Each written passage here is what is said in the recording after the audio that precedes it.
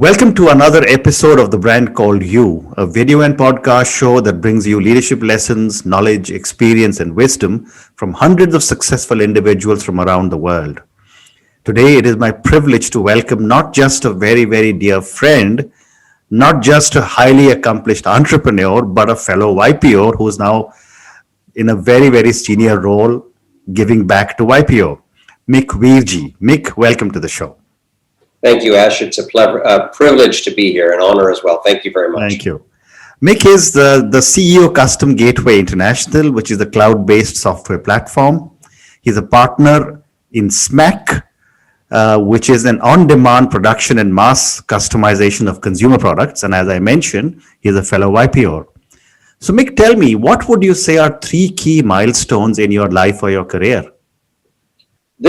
This actually sounds like a very easy response, but it actually took me quite a bit of time to think about because I appreciated you sending this out to me a little earlier. Because there have been so many different milestones in my life. Right. But I'd have to say that probably the first one was at the age of 6 when my parents sent me to England to go to school. And the reason that was a milestone is because my grandmother was based in England and we had a home there. And so, and then the children from the family, because I was born in East Africa in Kenya, were sent away to England to go to school. But we stayed at home and we all went to private schools. But the patriarch, the main parent there was my grandmother. And I was the youngest of the cousins that were there. So she was really a huge influence in my life from a very, very young age. Okay. So that was the first one. My second milestone, I would have to say, is when I joined my family business at the age of 20. And by this time, we had already immigrated to Canada, to Vancouver. Right. And I joined my father in the business, and I was 20 years old then. And then my third milestone was when I had actually just about to sell the business that I had acquired from the family, or the assets of the business. But the milestone is not the sale of the business. It was actually getting married for the second time. And that was when I was 50 years old. Okay. So those are my three milestones. Fantastic. And when you and I were talking before conversation now, you were telling me about how, at a certain stage in your business, you sat down with family members or at a dining table and divided up your business very amicably. Now, that's not normally seen in families from Asia. Tell me a little bit about that experience. Well, it was just my parents, a younger brother, and myself. We don't have all that much in terms of global wealth, and it was pretty simple because my brother and myself had different roles. Even though we were involved in the operating entity, he was more involved on the domestic side, and whatever assets we had domestically in Canada or in North America, he took care of. And everything we did internationally, I took care of. Okay. And so my parents were retiring. So what did they really need? They needed cash, or that would be the easiest thing from their perspective. And so it was relatively simple to pass along to whomever needed what or was involved in what by that type of a division. So anything that was international went to me. Anything that was domestic went to my brother, and cash and residences and all that stuff went to my parents. And then we just valued it based on the current valuations, and then exchanged, divided, did what we needed to do. And it was done like that. Fantastic. And then once you got your share, you decided to get into furniture in a big way. Well, it was furniture, actually. It was the operating entity was furniture. Okay. So this was a furniture business that my family purchased when they first came to Canada in the early 70s. And that was the business that I joined when I was 20.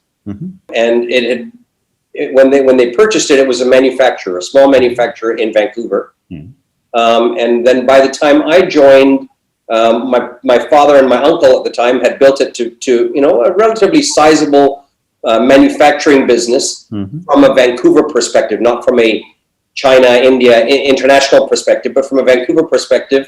But at that time, Vancouver, particularly in North America, was quite quite heavily infiltrated by unions, and British Columbia was very much that way. And so the unions got into our business because we had, I think, about 120, 150 people working for us at the time, and so that was a sizable enterprise from a union perspective. Sure. for a local business, and that made it very difficult for us to be able to compete shipping furniture because it was bulky and you're shipping a lot of air.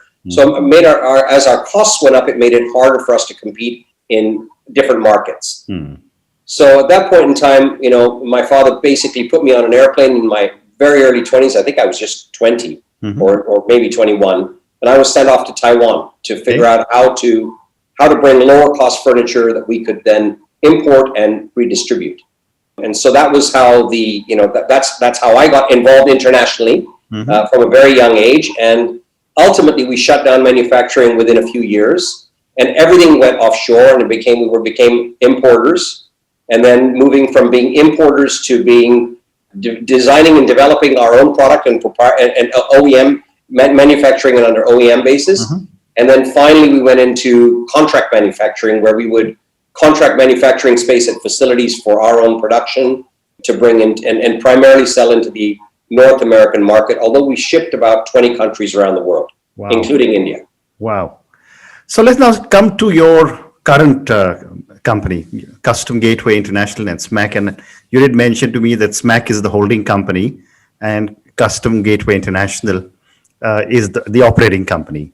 Tell me about this business.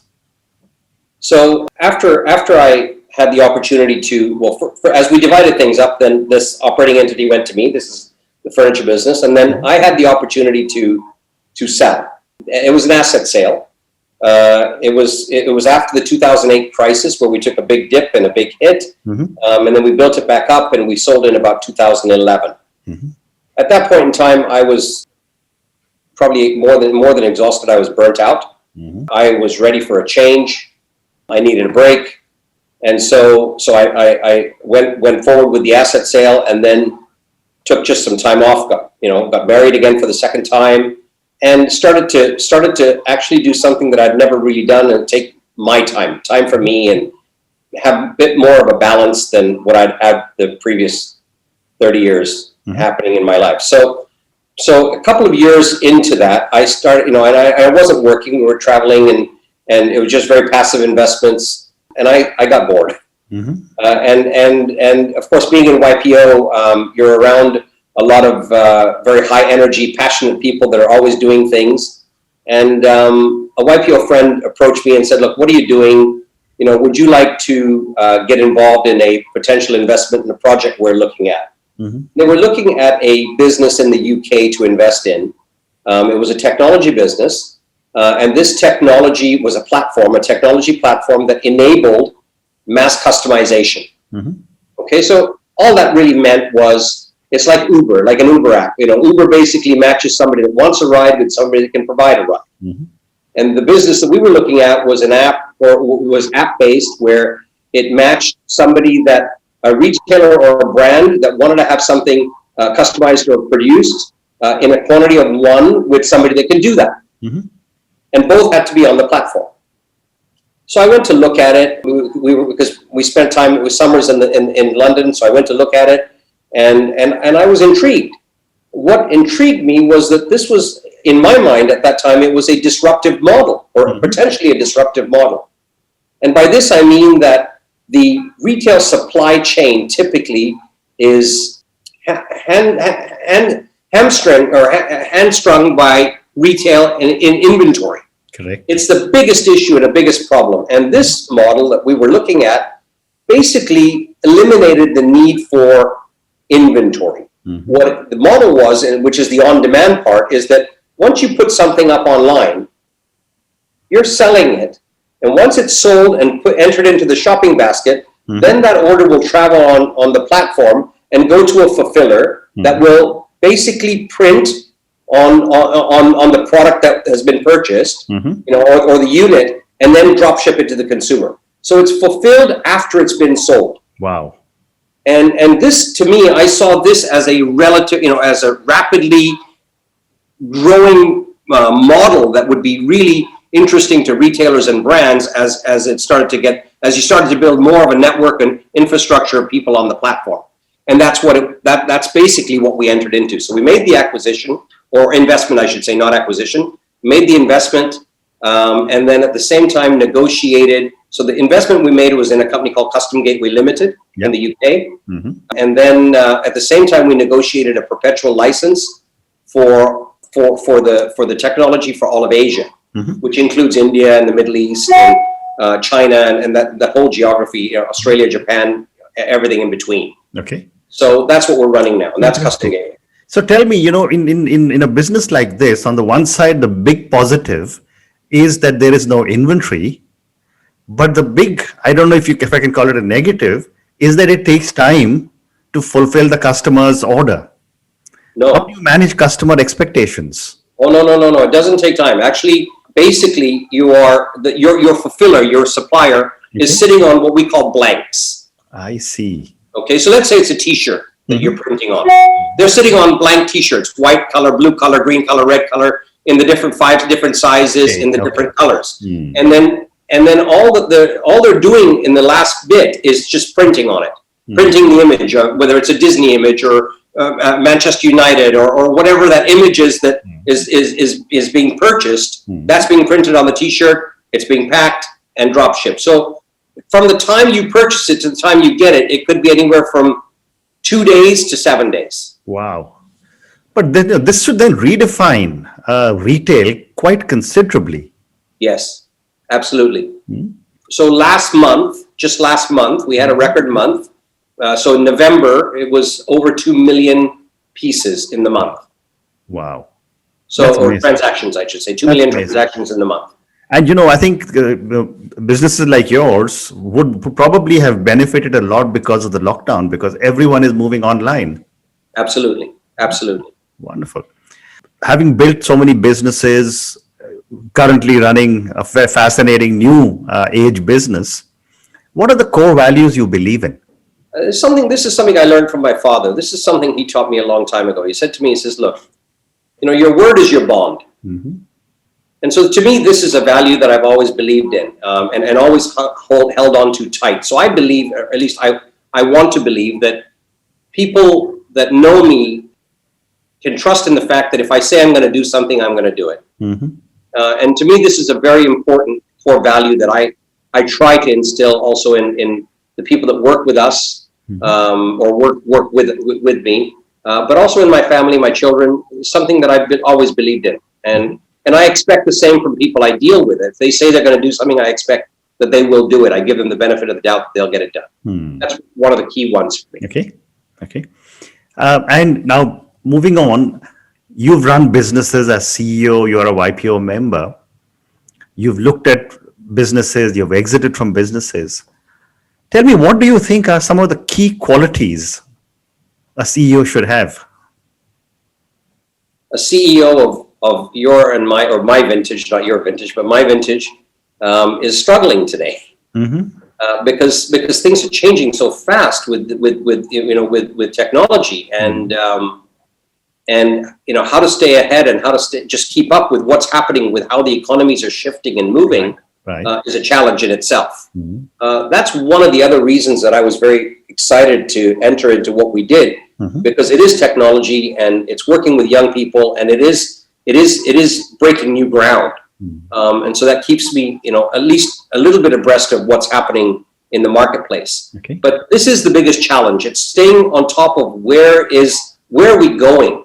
How is technology impacting how we will live, how we will consume, how we will continue to thrive and have a safe environment in which to live in. And then recently with the pandemic, that changes, it throws another twist into things and in terms of safety for everybody. And so I think the CEO of the future needs to be a bit of a more than just a visionary, but somebody that is really in touch with not only what's happening today, but where are we going? How is technology impacting that? And how is the consumer needing and going to migrate into those things? Wonderful. And this is, I think, really the biggest role of a CEO.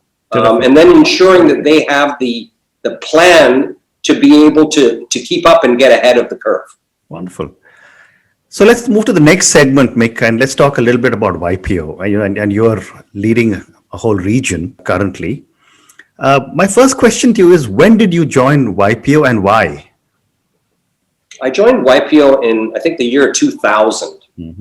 Why did I join? Well, first I had heard so much about the organization, and I was a member at the time. Before I was a member of YPO, I was a member of TEC, TEC, the executive committee. And the YPO platform, especially as it was growing internationally, really had more of an attraction to me because a lot of what I did was international.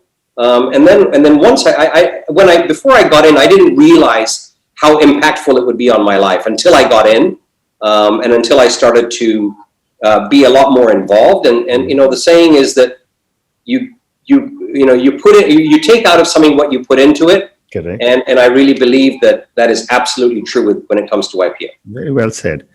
And you know, you have been in every possible leadership position, and currently you are the head of the region.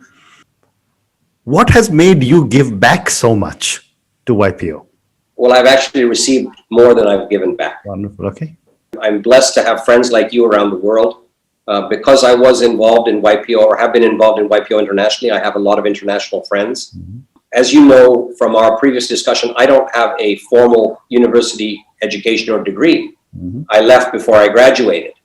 And so YPO has been that filler, that ability for me to continuously learn, which I really believe in. And it's propelled, I think, all of us as members to not only lifelong learning, but daily lifelong learning. Wonderful. You know, and we're continually trying to become better individuals, leaders, role models on a daily basis. And so when you're involved, or when you have the ability to be involved in something that is that impactful on your life, then the little that we do to give back is still not enough. Agree with you. So one more question on YPO before I move to the third segment of our conversation. You are also associated with YPO in trying to find new members, you know, and Yes. YPO is continuously growing. My question to you is, why should a young CEO consider joining YPO? That's actually a very good question, because things are changing, right? YPO, for the better part of the years that we've been involved, and even longer, has been very focused and centered around the local chapter. Correct. And I don't know that the new young CEO needs that as much today. Correct. I don't know this. This is yet to be seen.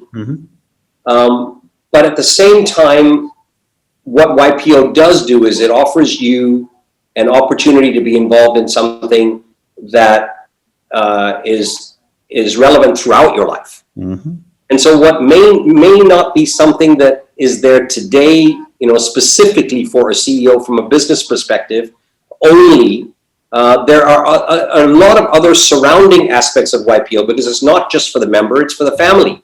And as you know very well, our families are very involved. So Correct. It gives you a very international perspective. It's continually evolving. It's member led. And our members are 20,000+ around the world. Correct. So where else do you get that level of reach and perspective for new young global leaders? Correct. To me, it's absolutely a paramount opportunity for a young leader to be involved in. Well, if I was a young CEO, which I'm not any longer, and if I heard you, I'd probably pick up the phone and try and find how do I join the organization. So, Mick, let's move to the last segment of our conversation, which is a few questions for you personally. You know, what an amazing journey. Left Kenya, built businesses, joined businesses. I was fascinated when you told me your dad sent you to Taiwan to look for alternative, sold everything, restarted everything. What does success mean to Mick? I don't know the answer to that. I think that, I ask myself that all the time, and I don't have a clear definition for you, but I can tell you that success today, and it may change tomorrow, but success today to me is not about the jet and all those things anymore. It's not the material things. It's more about the soft things, the content that I have with my personal life, with my family, with my spouse in particular, the friendships that I have that I value. It's the ability to have health and travel.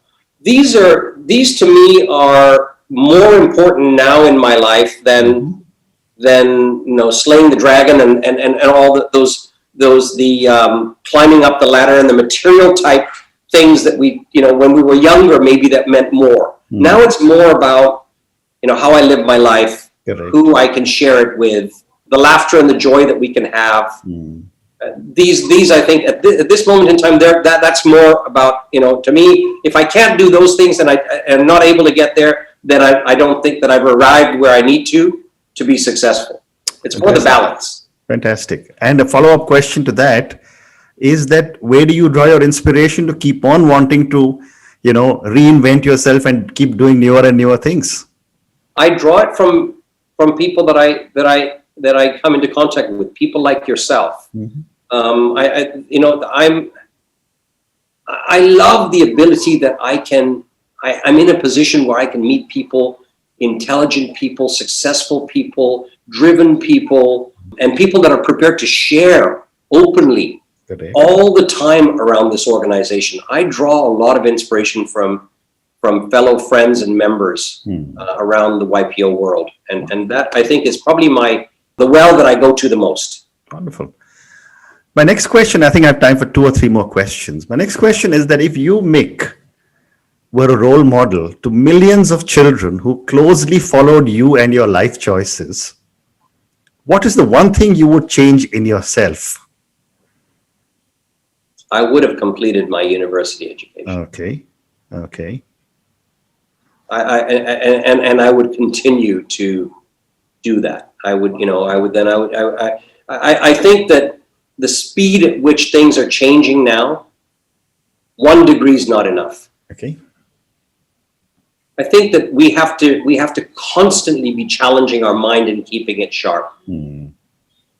Constantly. And I think that having that formal education and the structure in which it brings, it's not so much necessarily what you learn, but it's what you learn about yourself in terms of how to learn and how to absorb and how to take in that information. I think is the piece that is critical, and that would be the one thing that I would encourage people, that if you have the ability and opportunity to do it, you should do it. Wonderful. And my last question to you, Mick, thousands of people will watch you and me speak and listen to our podcast as well. What would your advice be to a young entrepreneur starting off life like you did at 20 or even earlier and looking ahead at the next 25, 30 years? Just go for it. When I was 20 years old, I just didn't know better. I didn't understand necessarily the risks associated and the pitfalls that I could have gone through, and I just went for it. And I fell down a lot, and I bumped myself and scraped my knees, and I got up again and brushed the dust off and just kept going because I just didn't know better. And I'm glad I didn't know better, because that's the time that you can go through that and survive it. So I would just say to them, look, if you have a passion, you have a dream, you have a vision, and you really believe in it, don't let anything stop you. Go for it. Fantastic. Mick, thank you so much. It's been such a pleasure talking to you. I wish you and everything that you're doing personally and professionally lots of success. Thank you again. Thank you so much for having me. It's been a pleasure to be with you, and I really admire what you do with this cast. It's unbelievable. Thank you so much. Thank you very much.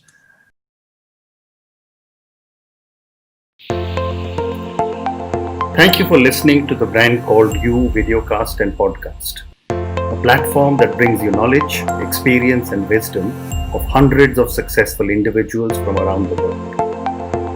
Do visit our website www.tbcy.in to watch and listen to the stories of many more individuals. You can also follow us on YouTube, Facebook, Instagram, and Twitter. Just search for the brand called you.